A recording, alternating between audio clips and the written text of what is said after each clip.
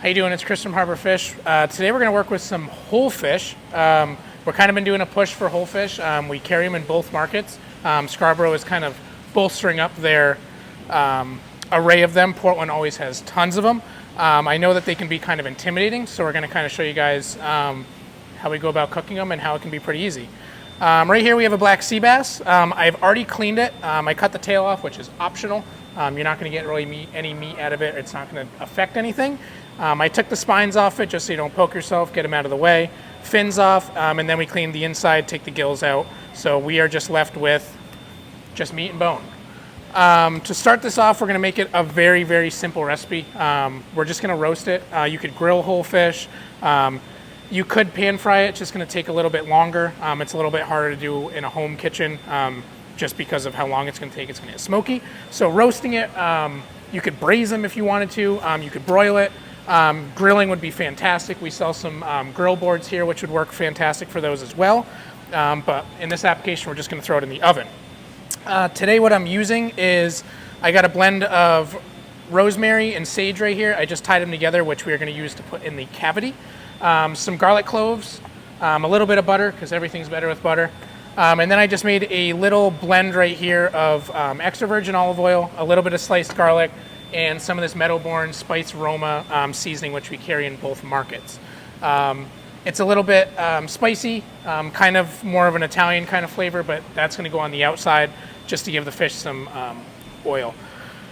So, to start off with this fish now, we're going to score it. To score it, you want to get a really sharp knife so you're not kind of sawing at it. You want to get nice clean cuts. And we're going to do nice clean cuts down the fish, and then we're going to go the opposite way and just kind of score it on both sides. That way it'll kind of, everything will get in there, crisp up really nice. So we'll start that process. I'm just going to go right down the fish. 1, 2, 3. Then once you do that, I'm just going to kind of exit. 1, 2, 3. Quick little scores, and then we're going to do the same thing to the other side.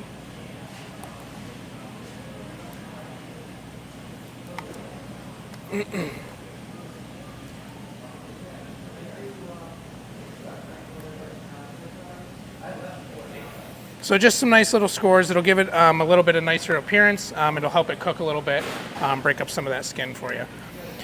So now we're at this stage. We are going to, we'll work inside the cavity first. It'll be kind of, you can do either one of these. It's interchangeable. You can do the oil on the top first, or you could do the cavity. But in the cavity, I'm going to go with just some butter, just to keep everything moist. It'll give it a little bit of salt too. I use salted butter. You're going to realize the cavities of these are pretty small, so do the best you can. Whole spice sack, that's why I kind of tied these together. It's a little bit easier to work with. Put that whole thing right in there. You can go all the way up to the head. You can utilize the head as well. You can see you can eat stuff in the head, but it's still going to get all the flavor that you need. It's just going to give you a little bit more room to work with. Garlic cloves I kept whole. I'm just going to use the back of my palm here, and I'm just going to kind of smash them down just to release some of the oils that's in them and give you some of that flavor. You can go less if you don't like garlic. I love garlic, so I always use more.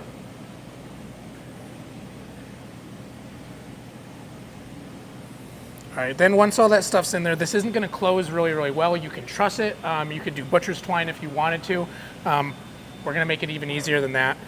So I split it this way already. You can tell your fishmonger to do this. Just split it up the side like that. They'll be more than happy to do it. They'll know what you're talking about. I'm going to take both of these sides right here, and I'm just going to tuck them right into the head. Tuck them right in there. It's not going to hold great, but it's going to hold a little bit better than just it being open. Get everything back in there.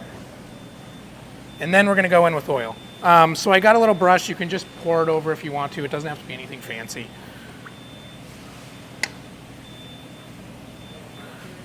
You want to just make sure you give it a pretty good cover.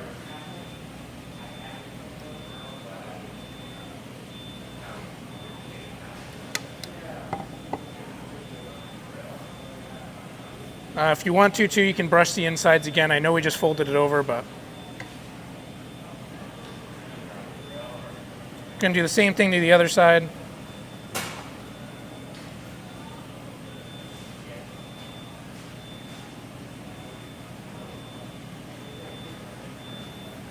And that's kind of what we're looking for.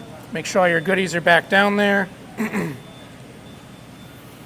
then we're gonna go right on.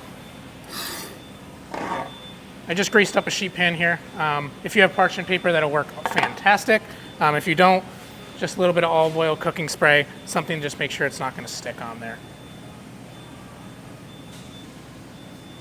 So we're just gonna put that guy right on top. So usually what I end up doing is I will roast it this way first, and then maybe partway through the roasting process, I'll throw on a few slices of lemon on top just to give it some flavor. I don't want to do it in the beginning because they're just going to burn a little bit. So once we do that, we're going to go right into an oven over here. We got our oven set at 450. Depending on what kind of oven you're using, electric or gas, anywhere between 450 and 475 is kind of what you're looking for. You're looking to go about 20 to 30 minutes. Once again, it all depends on your oven. So it could be a little shorter, could be a little longer. Just keep an eye on it. I would say you're good leaving it in the oven for at least 15 to 20 minutes and then check it. The rest of the time will vary after that. So we're gonna go right into a preheated 450 degree oven. Throw that in there, let them hang out for 30 minutes, and I'll see you guys in 30 minutes. All right, so we're here about 30 minutes now. Give or take 30 minutes. I ended up putting mine on broil for finishing it for the last 5 minutes or so. When you broil, I usually leave the oven open a little bit so you can check it. It's gonna go really, really fast. But our finished product looks something like this. You can kind of see when you got that nice opaque meat in there, it's not translucent anymore, which is a very good indication it's cooked. You can do by feel too. It's gonna kind of feel exactly like any other white fish you've kind of cooked, haddock, cod. So you just kind of want to give it a look.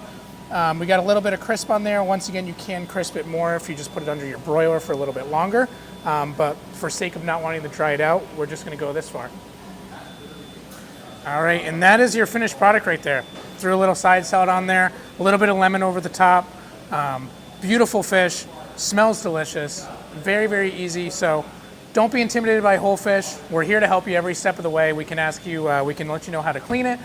We can clean it for you for the optimal way you're gonna cook it. Just let us know. We're here to answer any questions about whole fish, and come in and give it a try. What's the worst that can happen? Have a good one, folks.